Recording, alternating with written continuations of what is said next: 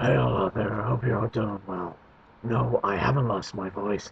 It's just that finally here is my review for The Dark Knight. And don't worry, I'm not wearing hockey pads. And I'm not going to do my review entirely in that voice because that would be very annoying and I could just see you all now probably closing the account right about now. Right about now, and I wouldn't blame you.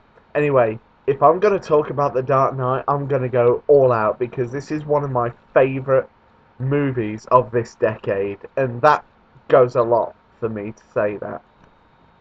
Now, of course, The Dark Knight, you have it directed by Christopher Nolan, who has also directed Batman Begins and Inception.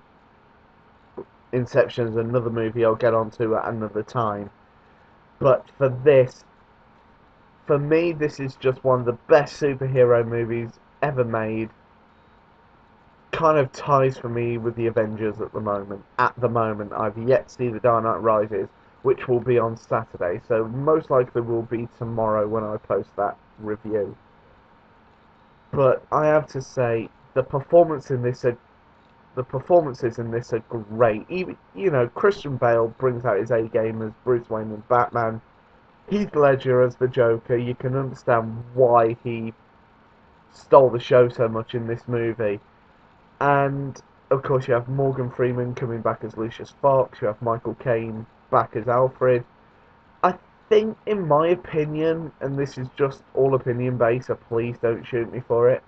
Michael Caine's speeches in this movie does drag it down just a tiny little bit. And it's something that even Doug Walker, who does the Nostalgia Critic, picked up on when he did his old versus new review of Batman and the Dark Knight, but that's going into another territory. And, I love the storyline in this movie and just how everything's bigger. And, when it starts off, you think it's going to be about the Falcone crime family again and the mob and how they are taking over. But then, thanks to Harvey Dent, everything seems like it's going the right way and it seems to be, finally getting sorted. Then the Joker shows his face and everything starts going even worse than what it was in Batman Begins. And I really enjoyed that because it shows that the stakes are higher in this movie. And of course, I could go on forever talking about, the set pieces, and it has to be said, this has to be some of the most beautiful location shooting I've ever seen it when they have the scenes in China.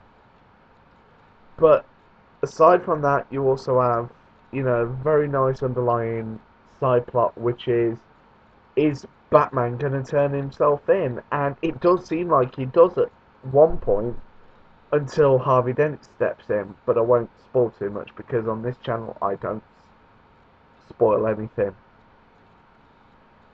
And of course, you also have, you know, where the Joker's like, he says he's going to do something, but it's like he says in the movie, because he says he's going to do it, it's all part of the plan. No one panics. But if he does something that's not part of the plan, it will, everyone just goes into mass chaos. As a final verdict, I could go on about this movie forever, but I'm going to wrap this review up. I'm going to give this movie a very deserving 10 out of 10. I really can't wait to see how this trilogy wraps up with The Dark Knight Rises, and I shall see you all on the next one. Take care of yourselves.